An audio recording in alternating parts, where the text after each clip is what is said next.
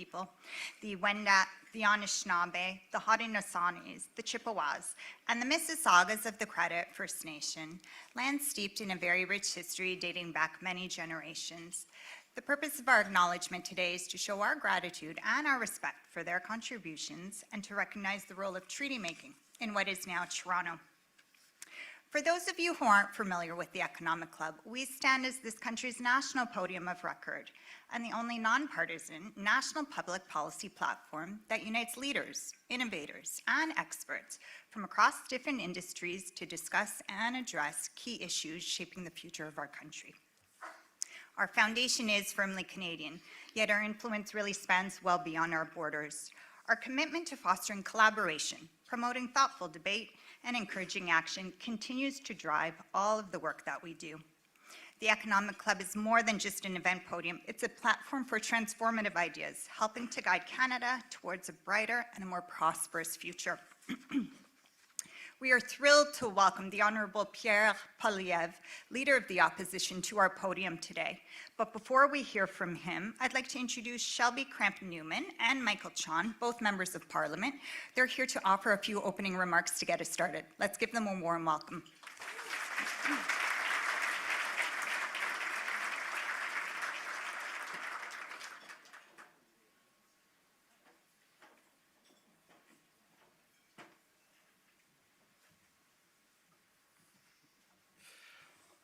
Bon après-midi tout le monde, c'est un grand plaisir d'être ici avec tout le monde.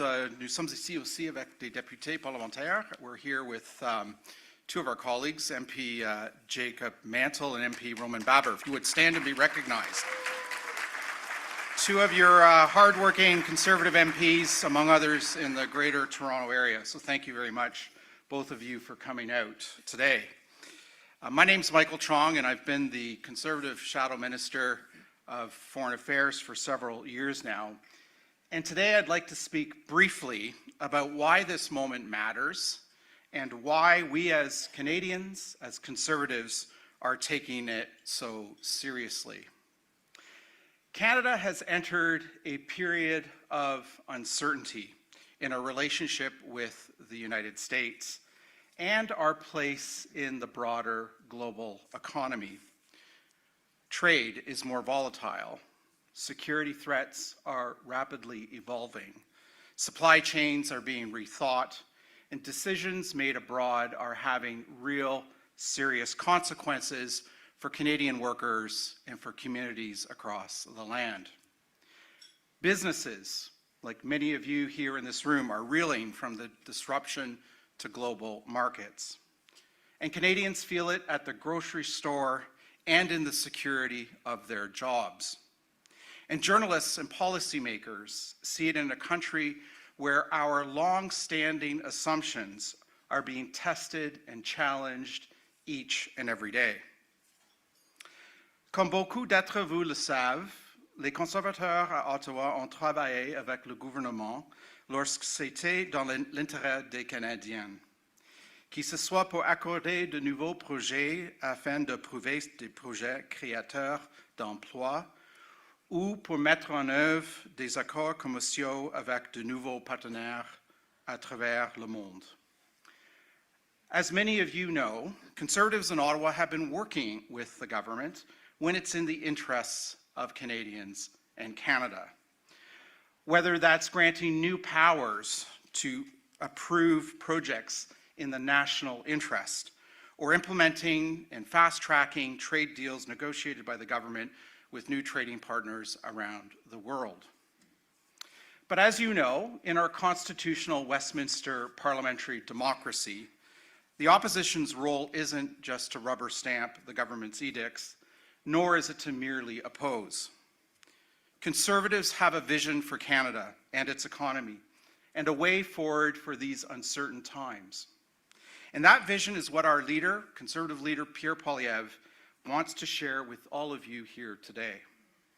A plan to make Canada stronger here at home so we have more leverage abroad.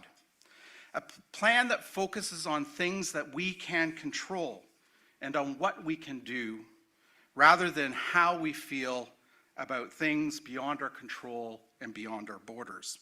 And so to that end, I'm pleased to introduce my friend and colleague, someone with firsthand experience into these issues, Conservative Shadow Minister for Canada-US Trade, Shelby Cramp-Nyman.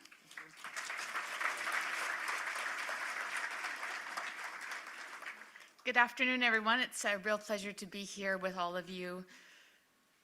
Let me begin by suggesting that not since the late, great Brian Mulroney and John Turner went to war in the Commons nearly 40 years ago, the issue of Canada-US trade loomed so large in the collective consciousness of our nation. And perhaps not since then have Canadian politicians had to strike such a fine balance than we are asked to do today between the economic reality of an extremely integrated, dependent North American economy. What I have learned from my meetings with American lawmakers and stakeholders is that they want barriers taken down, not put up. Protectionist rhetoric from the White House or otherwise fills them not with patriotism, but with fear. And above all, they are adamant that the relationship between Canada and the United States should not be broken for good. A complete decoupling of our two economies is not desirable, nor is it practical, not without the complete decimation of industries and communities on both sides of the border. Ladies and gentlemen, we cannot take the relationship with the United States for granted.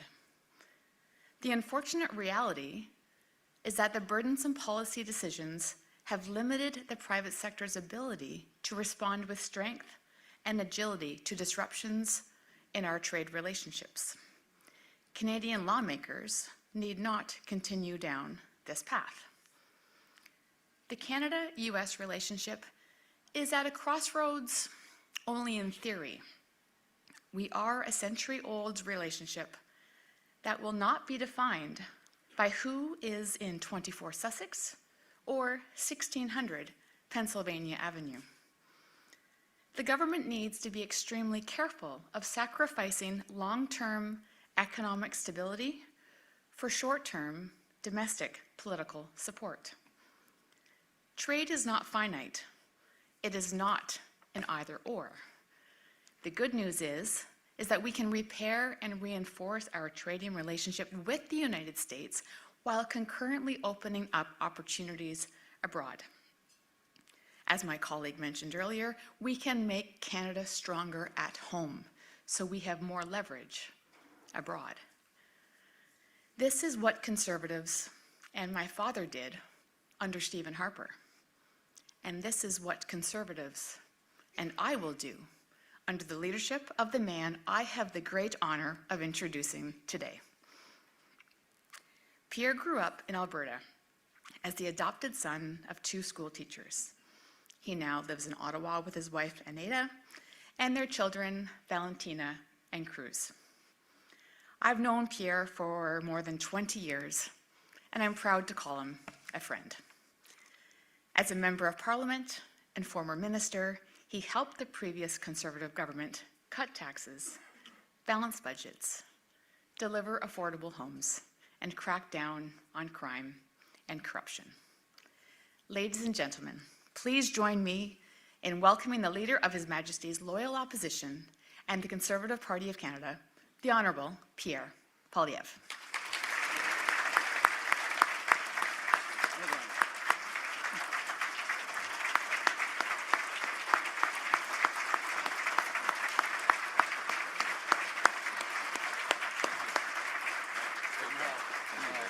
Thanks very much.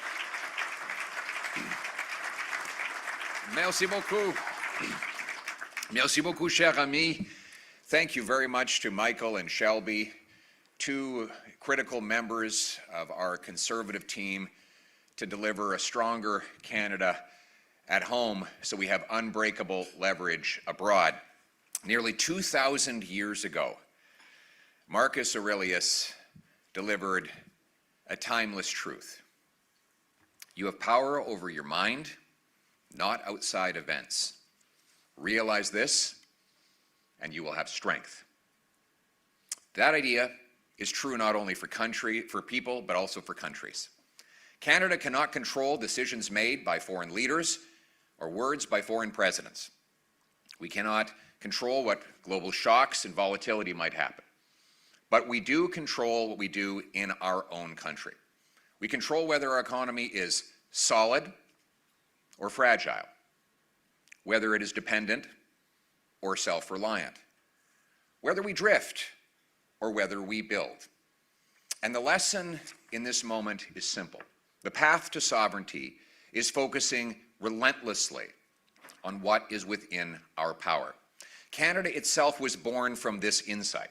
Ours is a country not built by accident.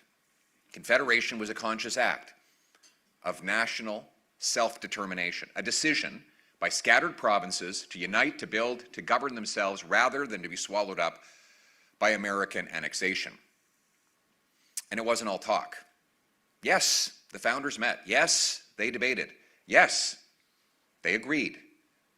But above all else, they got things done. Le Canada ne peut pas contrôler ce que font les présidents des autres pays. Mais une chose est certaine, le Canada peut contrôler sa propre destinée. Pour renforcer notre souveraineté et être vraiment maître chez nous, on doit contrôler ce qu'on peut contrôler.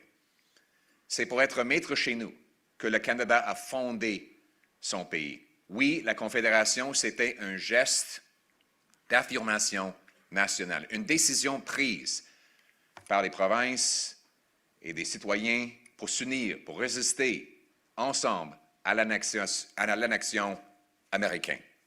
Et comme Georges-Étienne Cartier et John A. Macdonald ont fait, ils ont concentré sur des résultats et le travail à faire. C'est comme ça que nous nous sommes devenus maîtres chez nous et un pays qui est resté indépendant des États-Unis. The interesting thing when you read the British North American Act is this. There are no grand ideals. There are not big abstractions like you find in so many constitutional texts around the world. It's actually an instruction manual. It sets out responsibilities.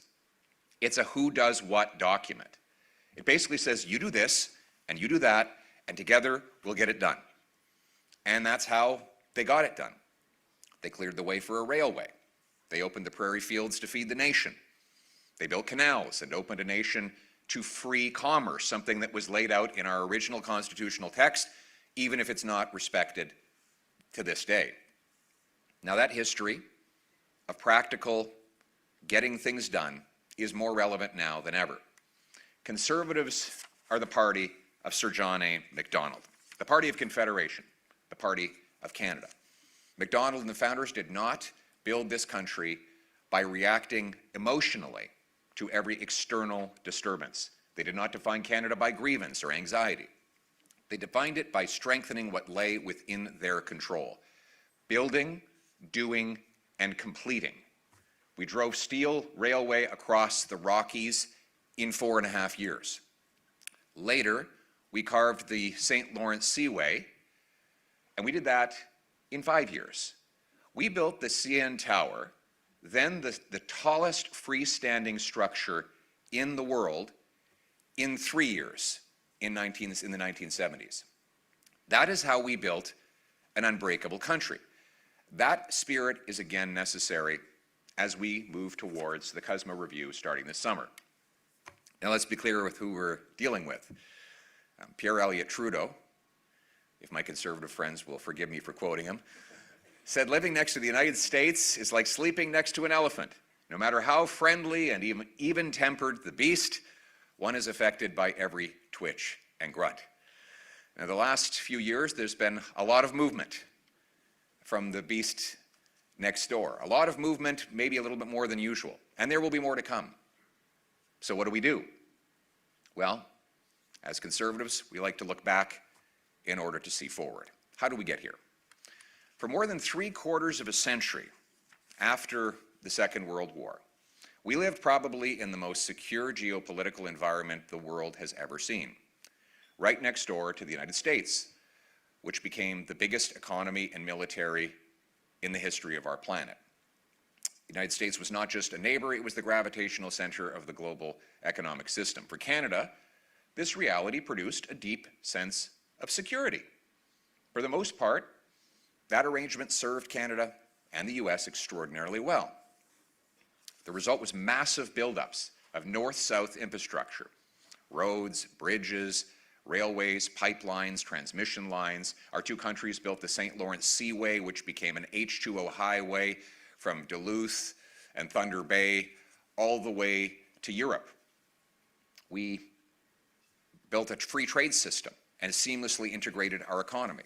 We enjoyed the longest undefended border the world has ever seen. We sided with each other in major conflicts, although our relationship was punctuated by the occasional squabble. Supply chains totally integrated. Investment accelerated, living standards rose, but a long period of risk-free living presents a new risk of its own: complacency. And let's be honest, we and they became complacent. We underinvested in our military. Bureaucracies grew and blocked in our resources. Politicians indulged in performative ideological grandstanding because they thought that they could afford to. We made ourselves unnecessarily dependent. At the same time, the global landscape was changing, and an overly complacent America was missing what was happening.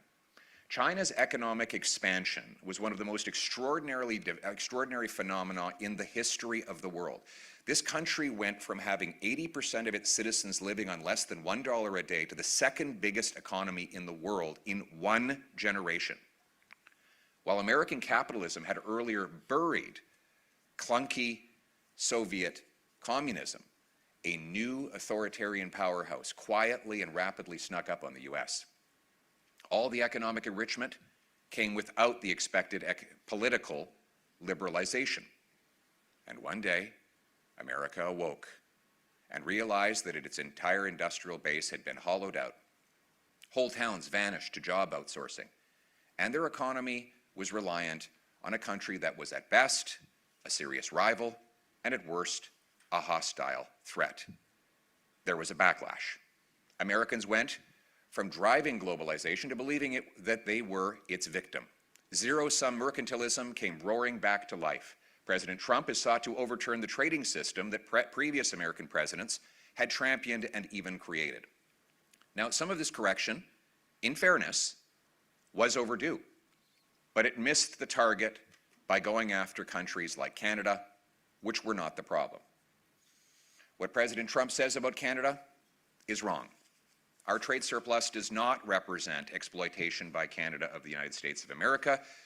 Quite the opposite, in fact. It is the result of us selling very good and very well-priced, in fact, below market-priced raw materials, which America then upgrades and turns into massive profits for its economy. Ironically, US workers gain six-figure salaries, turning our raw meat material into profit to their country, and they owe a big debt of gratitude to politicians and bureaucrats in Canada who have blocked us from building the necessary infrastructure to take those resources to world markets. He's also wrong to ignore the sacrifices Canada has made for the United States. Canadians fought and died along Americans in Afghanistan. And let's be clear, we did that exclusively in response to an attack on our American neighbors. We also fought and bled along America, not just in the trenches of Western Europe, but in Alaska's Aleutian Islands, defending American territory in the Second World War. And of course, we joined rapidly to fight communism in Korea, and in countless other ways, our cooperation, whether it's NORAD or our efforts to secure the Arctic, have been beneficial to both countries. And let's be clear about another thing. The President's talk of 51st statehood, whether it is a joke or not, is unacceptable. It goes without saying there is zero chance of Canada ever being a part of the United States.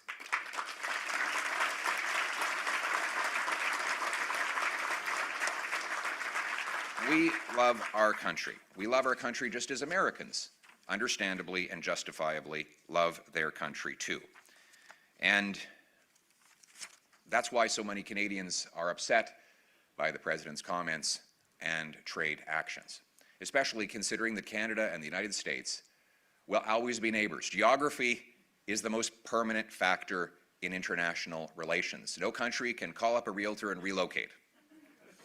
And the truth is, we wouldn't want to. Canada and the United States have built probably the greatest partnership any two countries have ever built in the history of the world. That partnership remains profoundly in the interests of both our peoples and both our countries. And it's important to distinguish between governments and people. Politicians come and go.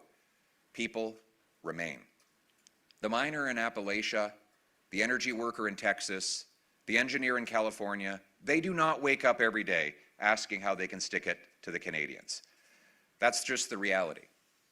The American people are not our adversaries. In fact, survey results demonstrate that Americans overwhelmingly have a favorable view of Canada and consider our two nations to be friends. That goodwill, by the way, may be our most important strategic strength going into these talks.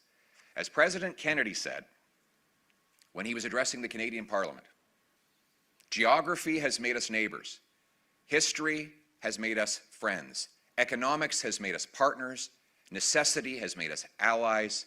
Those whom nature hath so joined together, let no man put asunder. That insight captures a reality deeper than any temporary dispute. Canada's prosperity and security are inseparable from a stable relationship with the United States.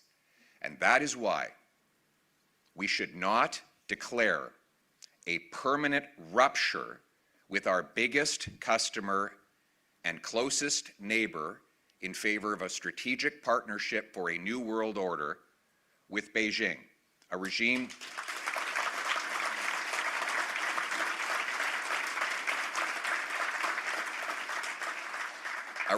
the Prime Minister himself said was the biggest threat to Canada just a year ago.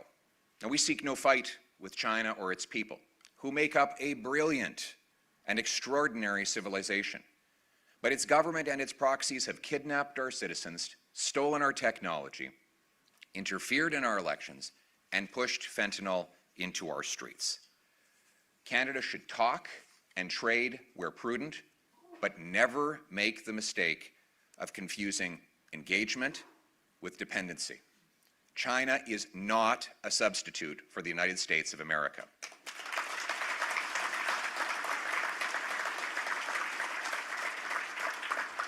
Canada should pursue diversified trade and global engagement.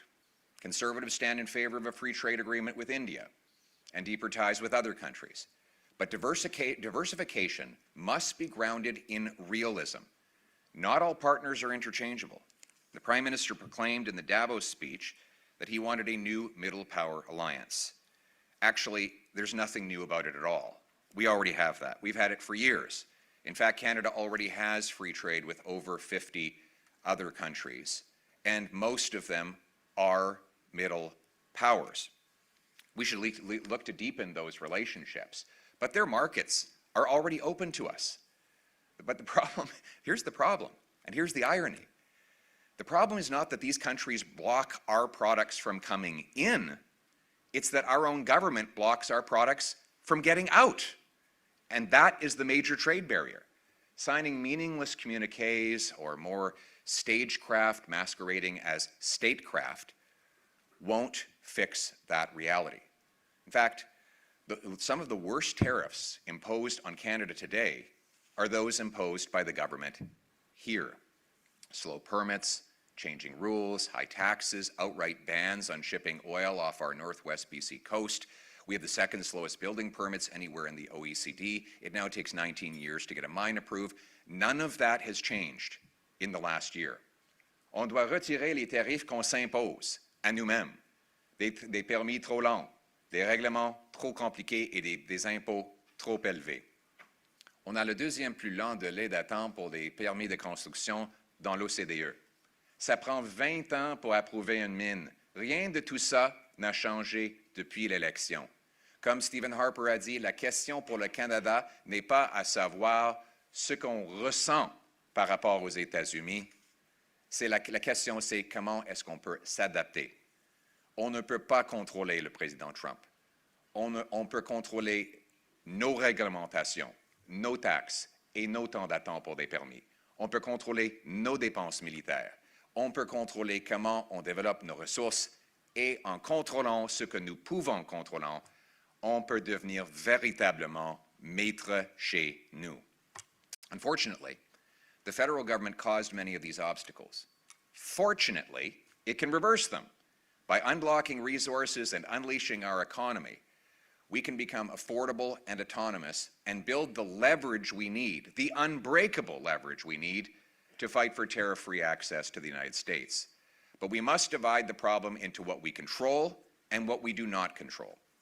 We must not, and most important of all, we cannot allow others to control us. We cannot allow President Trump to distract us from the work we need to do here at home.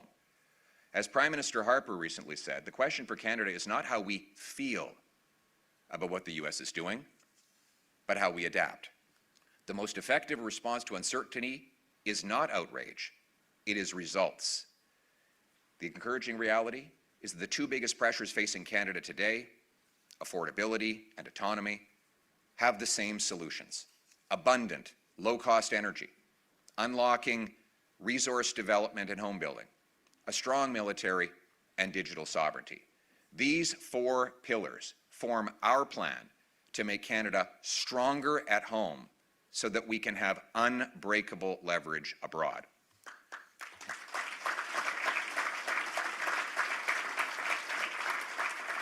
La bonne nouvelle, c'est que les mêmes solutions peuvent nous permettre de régler nos deux problèmes principaux, l'autonomie et l'abordabilité. Nos solutions, c'est de l'énergie abondante et abordable, de libérer nos ressources et accélérer la construction de maisons, une armée forte et une souveraineté numérique. Ce sont les 4 solutions de notre plan Maître chez nous pour renforcer notre souveraineté.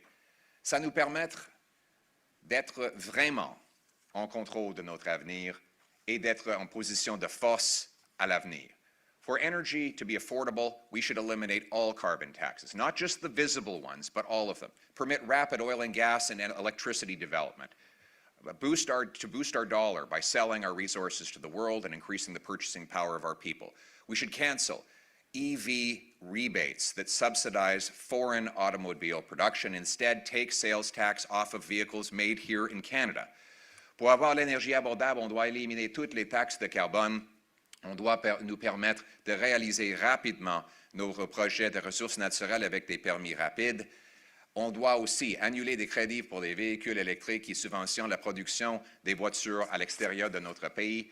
Et il faut éliminer la taxe sur les ventes des voitures faites ici au Canada.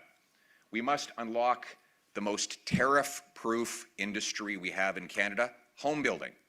Nobody can tariff a home built in Canada. It's our materials, our land, and our workers. We need to remove all red tape and taxes so homes can be built, our forestry sector can come roaring back, and our 100,000 unemployed construction workers can get back into the job market. No foreign government can stop us from doing that. We need to expand the supply so that there's more affordability here at home.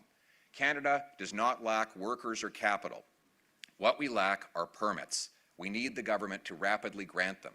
The federal government should grant 6-month maximum delays to deliver permits, repeal anti-development laws, and adopt a one project, one rule system so that we can get projects done like Prime Minister Harper did when he took from concept to completion 23,500 projects without a single environmental problem or public safety concern. That is what we can do again when we eliminate bureaucracy. We should use the special powers contained in Bill C-5 to rapidly permit a new pipeline to the Pacific and carry $30 billion of oil per year. For context, that one pipeline would increase our overseas exports more than the total exports that we have to the People's Republic of China today. It would be the single biggest increase in overseas exports of any project in Canadian history, but we need the government to get out of the way and let it happen. All of these things will be bundled together in the Conservatives' proposed Sovereignty Act. that will allow us to take back control of our economic destiny and have unbreakable leverage abroad. When we unlocked our resources, though, we're not done. We need to maximize the political leverage that comes from those. Guaranteed access to critical minerals is about more than economics, it's about power and security. Canada has 10 of the 12 NATO-defined defense minerals right here under our feet. We possess one of the greatest energy endowments in the world. No modern economy or military can function without those materials and that energy. And that is why Conservatives are proposing today the creation of a new strategic energy and minerals reserve that would store up and stockpile these necessary materials so that we would have them in abundance in the event of a war, a crisis, or a supply disruption. Such reserves would strengthen Canada's resilience and our negotiating position, giving us more unbreakable leverage while they remain sovereign assets that belong to us. Le Canada doit mettre en place une réserve stratégique d'énergie et de minéraux sous contrôle des Canadiens pour protéger notre pays et nos alliés pendant les guerres, des crises et des problèmes d'approvisionnement. Cette réserve, uniquement sous le contrôle des Canadiens, va nous permettre de renforcer notre pouvoir de négociation. We also have to build up our defense. We have to be capable of defending every square inch of our seas, skies, and soil. And I'm sad to say, we got a long way to go. Almost half of our military equipment is not in a usable state today. 1 in 3 fighter jet positions is vacant. We have only 300 full-time troops in Canada's Arctic, an area the size of the European Union. That means 1 soldier for every 15,000 kilometers.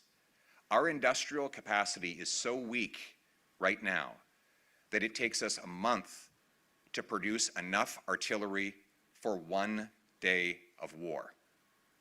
We must build faster. Modern warfare evolves at an almost unimaginable speed. Ukraine has shown just how rapidly things change. Technologies are designed, adapted, and put into use in mere days. The Ukrainians modify their systems on the spot. In fact, some of their best platforms are actually made in the garages of Ukrainians on 3D printers, and they are turned around at incredibly low costs. And by the way, these systems deliver 80% of the casualties in the war with Russia today. Now, we're not going to build our drones in garages or basements like the Ukrainians, but we have to stop thinking less like bureaucrats and more like MacGyver.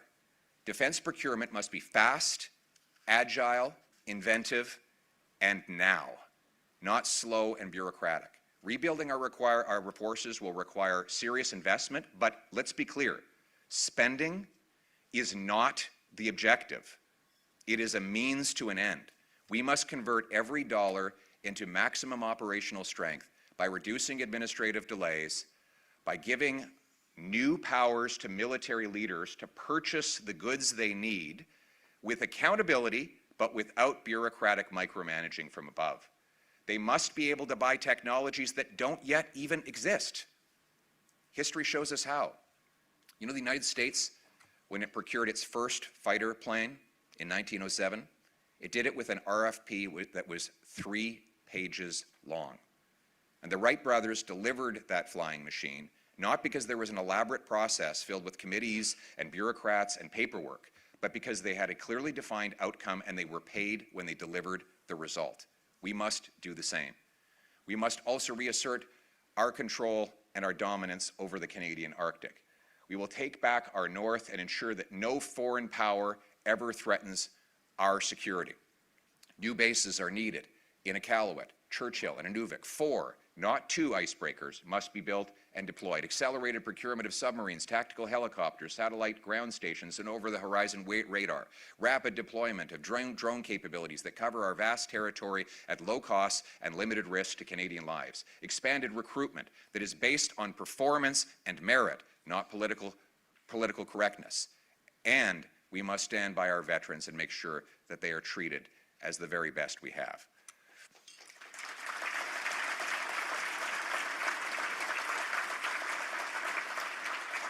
Finally, if we want to be truly sovereign, we have to control our technologies. Dependence on externally controlled systems is a serious risk to our country. In the event of pandemics, wars, or other crises, we can't count on others to deliver the technology that makes modern life go on. Canada must never assume that foreign powers will maintain service or even permit continued operational access to critical technologies. And right now, we're getting the worst of all worlds when it comes to technological ownership. Too often, Canadians bear the costs and foreigners get the benefit of developing technology. Subsidies make Canada an excellent place to lose money. Taxes make it a terrible place to make money. The result is predictable. Firms invent here, then they commercialize, and they move the ownership and the profits elsewhere. Canada absorbs the cost, others reap the benefit. We are inventive. We spend massively on R&D. Now we must reap the benefits in Canada. Canada needs a full overhaul of subsidies, tax policy, IP frameworks, investment review laws, with a goal of increasing commercialization by at least 50% over the next decade, and ensure that Canadian technology stays in Canadian hands on Canadian soil. That means requiring anyone who offshores IP that was developed with Canadian tax dollars pay those tax dollars back. It means allowing venture capitalists to roll over their capital gains into the development of new technologies and commercialization of those here in Canada. And it means banning foreign takeovers of sensitive intellectual property, data, weapon systems, cryptography, and other vital tools of modern crises. On peut seulement être maître chez nous si on contrôle la souveraineté numérique. On ne peut pas dépendre entièrement des autres pays. C'est pour ça qu'il faut obliger le remboursement des subventions publiques pour ceux et celles qui vendent nos technologies outre-mer. Toute personne qui déplace à l'étranger la propriété intellectuelle devrait rembourser les contributions des contribuables. Permettre aux investisseurs de réinvestir leurs gains sans impôt pour développer les technologies et interdire aux étrangers d'acheter nos systèmes de technologie et de vendre, de prendre le contrôle de nos systèmes. All of this, all of these steps, bolstering technological, resource, and military sovereignty to this country, is an effort to make Canada stronger at home so that we have unbreakable leverage abroad, including in our negotiations as we face the review of CUSMA. More leverage puts us in a stronger position to negotiate. Canada has leverage, and we can create more if we make the right moves. What is our leverage? We're already America's second biggest market. We control the biggest share of the hemisphere's airspace and northern approaches. We will have, under our plan, a strategic reserve of energy and critical minerals hosted in Canada under Canadian control, so we can sign an agreement with our American friends that would give them access to those minerals only at commercial prices and only if they keep our relationship tariff-free. We can spend hundreds of billions of dollars on defense and directly link the amount of that money that goes to American firms to continued tariff-free access to the American market for the Canadian economy, paid in installments that only continue as long as the tariffs remain off. We will secure every inch of our Arctic so that we strengthen our position within NORAD, more leverage, an alliance that both of us need for our operational overlapping and our shared threats. Finally, we should leverage our relationship with the American people. We should all be reaching out to American business, unions, media, governors, investors, mayors, civic leaders, and the administration itself as we work to fight for tariff-free trade and security cooperation. All these steps, all of them, will make us stronger at home so that we have unbreakable leverage in negotiating with CUSMA review. So we can get what we want. But what do we want? Tariff-free trade. In the course of negotiating the deal, we will aggressively defend our forestry workers, auto workers, steel and aluminum workers, and the farmers that feed our country and the world. Specifically, we will seek an end to steel, aluminum, and auto tariffs as well as an end to the softwood lumber tariffs. And today, I am proposing that Conservatives will fight for a tariff-free auto pact with the United States, with shared protections against Chinese imports. In short, here's the deal. We should agree to keep Chinese vehicles out if Americans agree to let Canadian vehicles in. A full exemption to Buy America rules so that our companies can compete on construction projects, and a relaunch of the Keystone XL pipeline. C'est important et c'est possible de devenir maître chez nous si on fait de la négociation avec une position de force et des leviers face aux Américains. Ce qu'on veut, c'est la fin des tarifs et le retour du libre-échange. Plus concrètement, on veut la fin des tarifs sur l'acier, l'aluminium, l'auto et le bois. Un nouveau pacte automobile sans tarifs qui protège le marché américain contre les voitures chinoises. Une exemption complète aux règles de Buy America et une relance du pipeline Keystone XL. And we should lock all these commitments into law so that it's more difficult for future administrations to change the rules in the middle of the game. The best leverage we have, though, is to be united here at home. All political parties love Canada. The Democrats, Conservatives, and Liberals love it a little differently than the Bloc Québécois, but even they want the best for their constituents. And the best way for us to become unbreakable in our negotiations and our discussions with other countries is to work to be united here at home. And that is why Conservatives are proposing a new all-party committee, a team, a task force that will work together as part of an effort to defend and fight for Canada in the CUSMA review. And we will put forward members to that team that will act in good faith for the benefit of Canada above the benefit of party.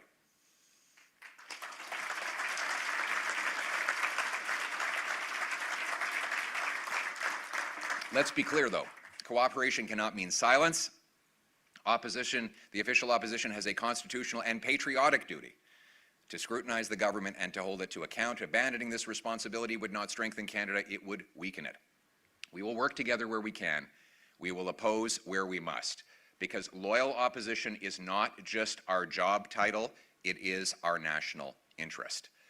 Devenir maître chez nous, c'est la souveraineté qui devient réalité. On doit s'adapter et rebâtir notre pays avec la détermination, avec ceux qui comprennent que le destin du Canada ne sera jamais décidé par Washington, ni Pékin, ni ailleurs. Mon ambition, c'est que le destin de notre pays est déterminé par nous, les Canadiens, qui travaillent ensemble pour être maîtres chez nous. Friends, history will not judge us by the disruptions we faced, but by how we responded, by whether we surrendered to events or mastered what lay within our power, by whether we blamed others or strengthened ourselves, by whether we fixated on what we could not control or built what we could, by whether we became stronger at home so we had unbreakable leverage abroad, because economic strength is national strength. Energy security is national security. Self-reliance is sovereignty made real, and sovereignty is not declared, it is built decisively, deliberately, and without excuses. Built by a country that refuses distractions, delay, and surrendering control over its own future. Built by people who understand that Canada's destiny will never be written in Washington, Beijing, or anywhere else, but by Canadians here at home. By a country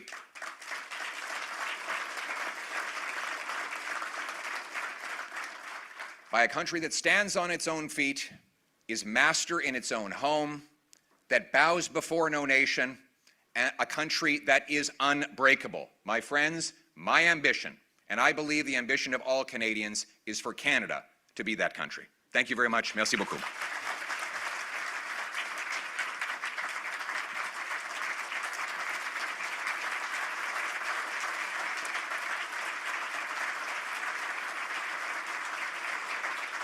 And ladies and gentlemen, we're just going to pause our programming while we reset the stage. So we appreciate your patience, and we'll be pivoting into our fireside chat momentarily.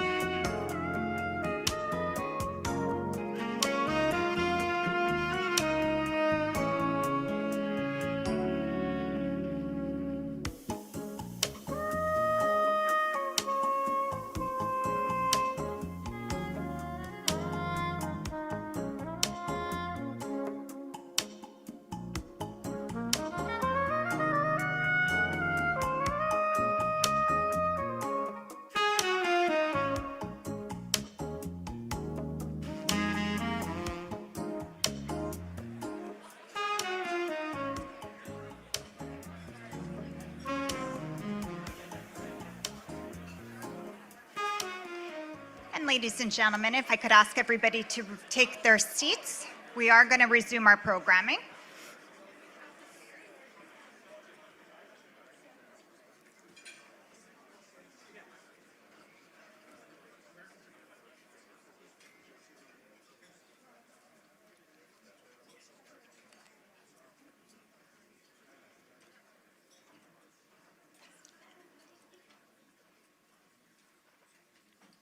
Okay.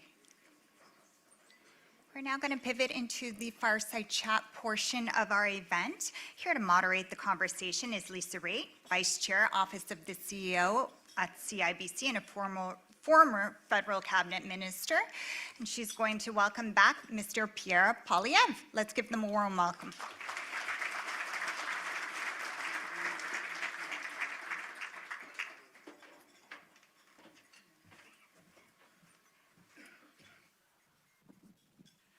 I just said to the leader on our way up, I said, I know we're a little bit past our time, but we're still going to have a fireside chat. And I do see that on the clock I have 20 minutes. And I will tell you that on your tables, you have a QR code that allows you to ask a question. And I have the iPad that sends the questions too.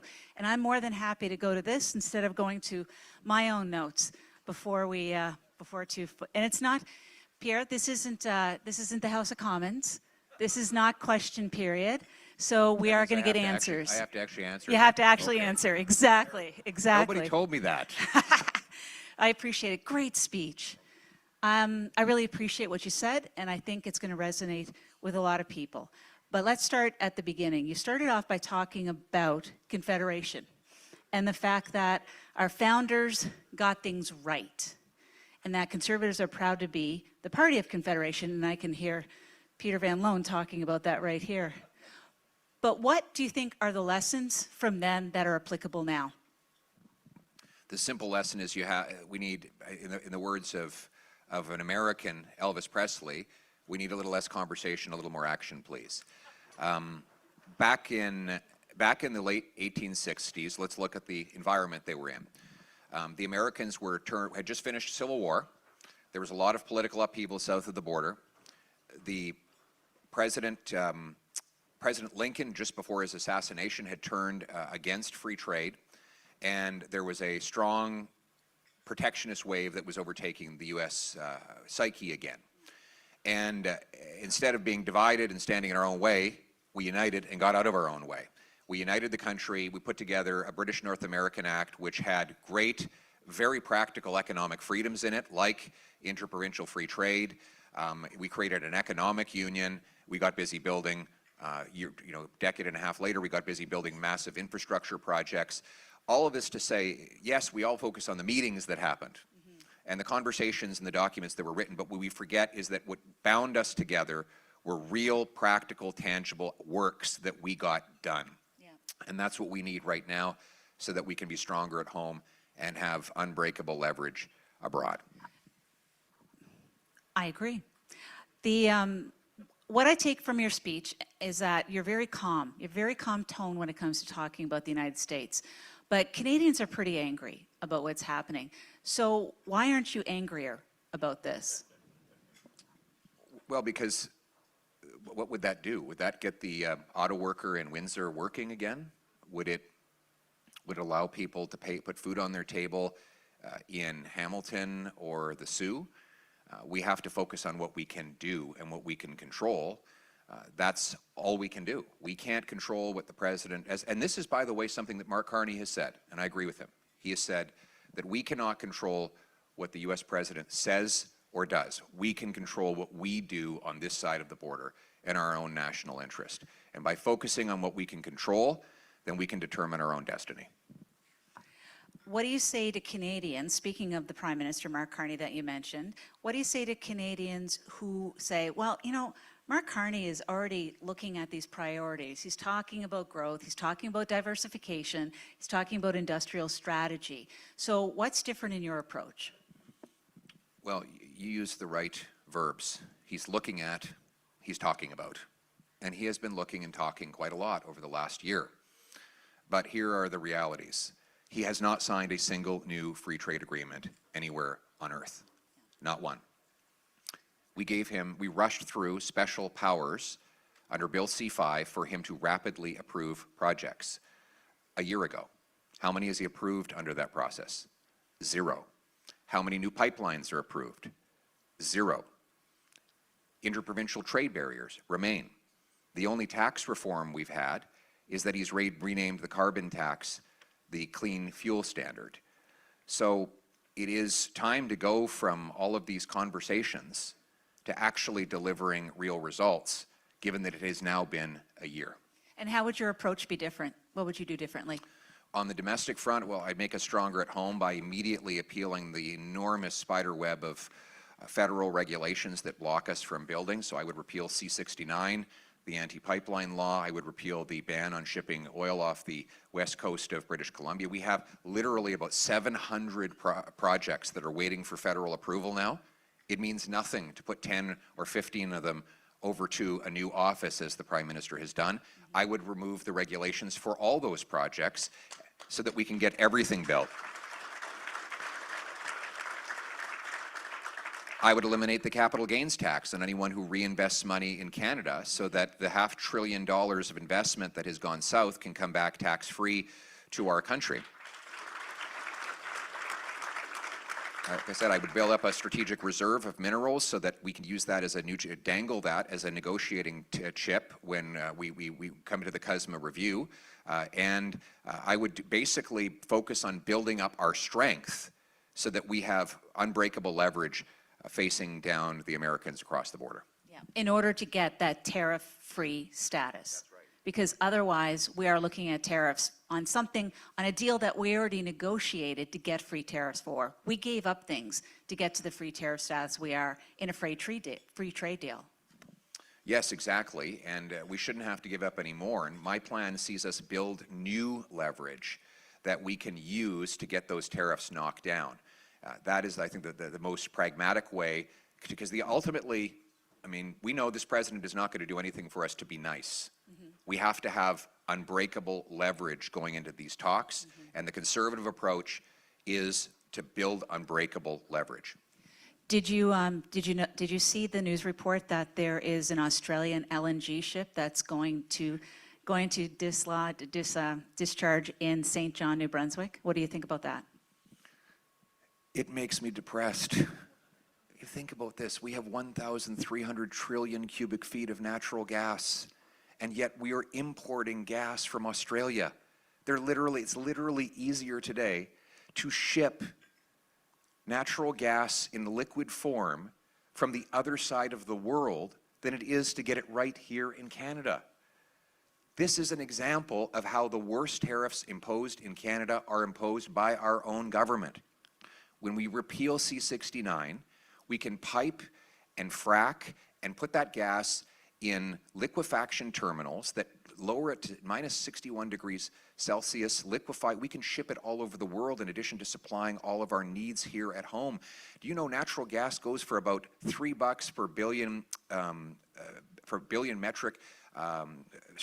metric British thermal units, $3 in Canada, $11 in Europe, and $14 in Asia. So we could take something that's $3 here and sell it billions of times for 3 or 4 times the price overseas.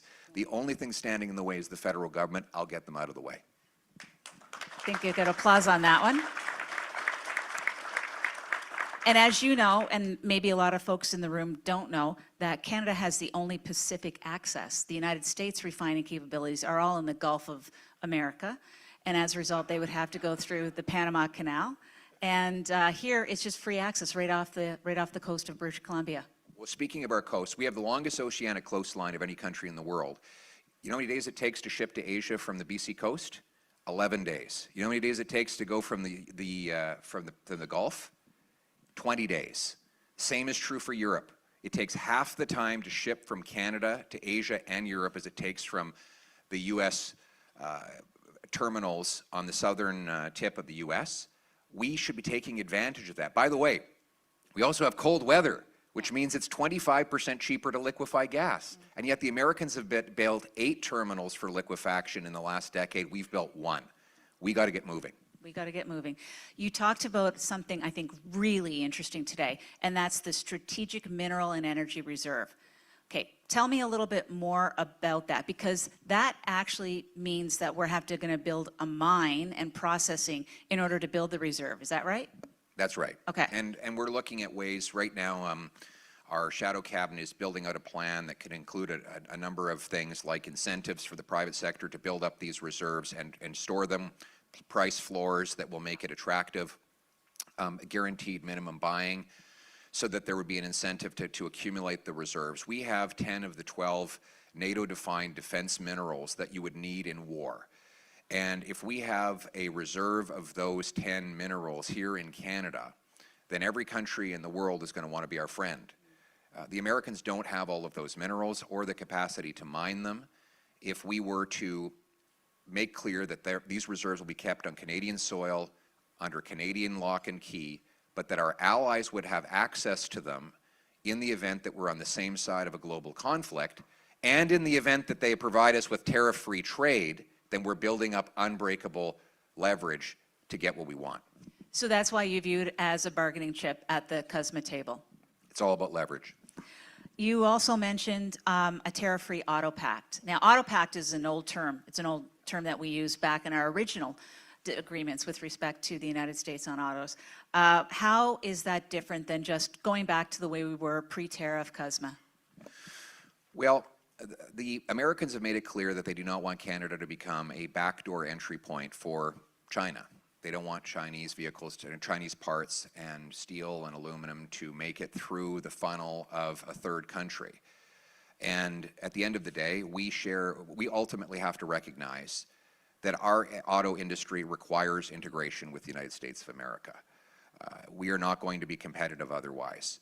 And right now, we're staring down the barrel of zero chance of getting back into the American market under the current trajectory. And so what I would say to the Americans is that we will keep Chinese automobiles out if you let Canadian automobiles in.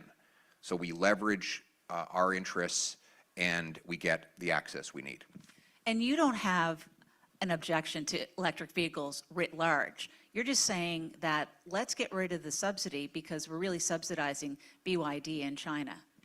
Free market in that sense. People want to drive electric, they can drive electric. But frankly, electric sales are falling off a cliff right now. And what I disagree with the current Liberal approach is they want to put all of our subsidies and all of our policy behind a mode of transportation that is declining very rapidly in sales, and try to sell those vehicles in faraway lands where we have huge transportation obstacles. When in fact what we should be doing is allowing the market to determine whether it's electric or internal combustion, and we should be taking sales and cut taxes for those that keep technology in Canada. Explain again, if you wouldn't mind, the capital gain idea that you came up in the last election, because it was extremely popular, I have to say, and it caught a lot of traction. Very simple. You sell an asset, you reinvest it in Canada, you pay no cap gains on it. And when you eventually fully dispose of the asset down the road, or after all of the sales, you eventually dispose of it, and you want to take the money and go on a cruise or something, at that point, you will pay your full capital gains obligation. So the government will get its pound of salt. But in the meantime, the capital can roll over and grow and grow and grow, opening factories, inventing technology, digging mines, building up our country. And we can reverse the terrible record we have on investment in this country by making it possible for capital to grow tax-free. There's a lot of young people in the room today, Pierre. You attract a lot of young people, actually, through social media channels. I know my sons are big fans, and I know you got absolutely swarmed when you went to the Blue Jays games during the time. But there's a really big question here. I mean, they're working multiple jobs. They're seeing themselves taxed. They can't get into the housing market. There's a lot of frustration. So how are you going to address that? What are you keeping in mind? Homes, jobs, hope. Start with homes. This is the first generation in our history that can't afford a home. And why? We have the fewest homes per capita of any country in the G7, even though we have by far the most land to build on. And the reason is that about, depending on the jurisdiction in Canada, a third to two-thirds of the cost of a new home is government. It's taxes or delays and other red tape. I would eliminate all taxes, all federal taxes on home building. I would incentivize municipalities to cut back on their development charges. They should not be charging anything more than is directly necessary for pipes, parks, and other infrastructure. I would do this to unlock a massive building boom of homes in our country. I would also, on the job side, look, we've got to get rid of the temporary foreign worker program outside of agriculture, which is effectively giving our young people's jobs over, are allowing multinationals to underpay our youth by hiring low-wage labor from abroad. Canadians should come first for Canadian jobs, and that's how we're going to get the wages up for our starter employment and get them into their homes. And where's the hope come in? In the first two. You got a job, you got a home, you can start a family, and that's a hopeful future. Yeah, I agree.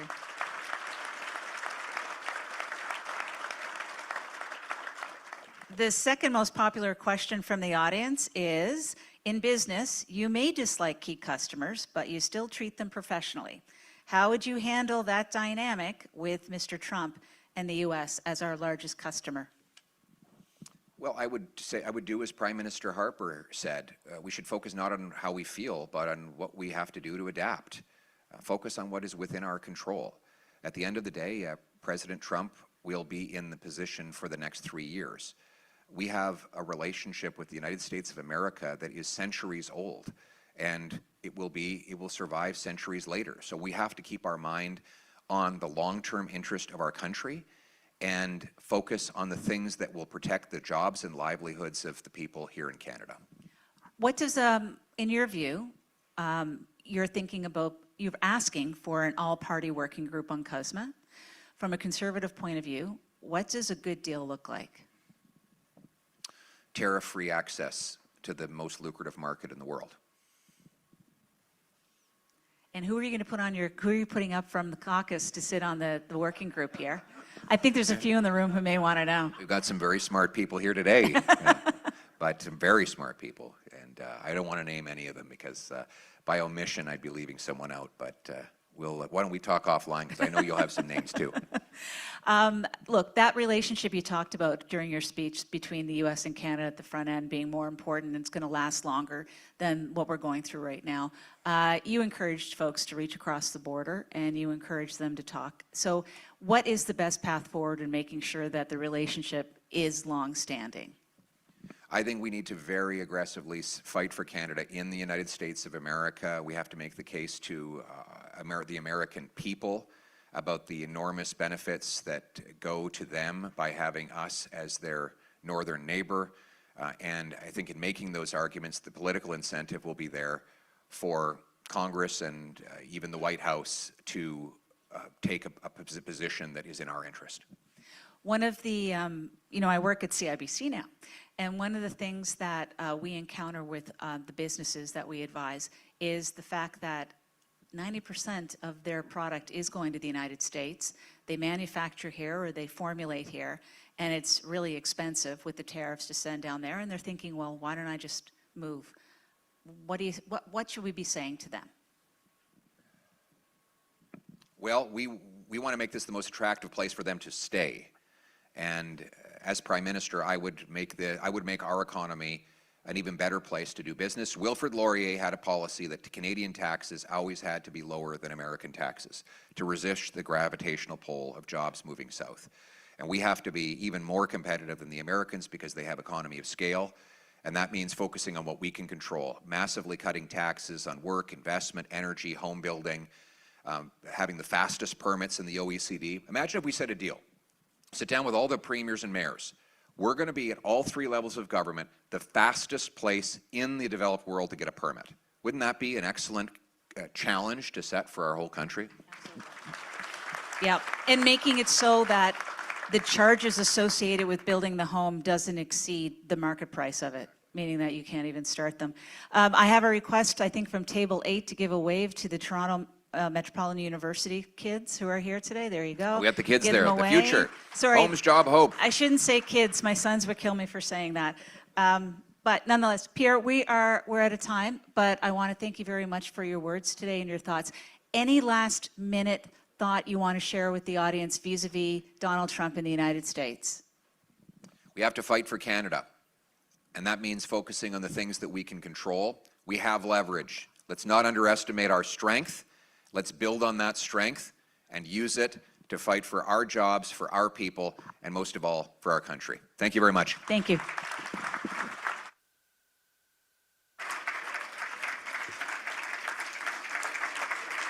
A big thank you to Lisa and Mr. Poilievre. On behalf of the entire team of the Economic Club, thank you for joining us today. Enjoy your afternoon.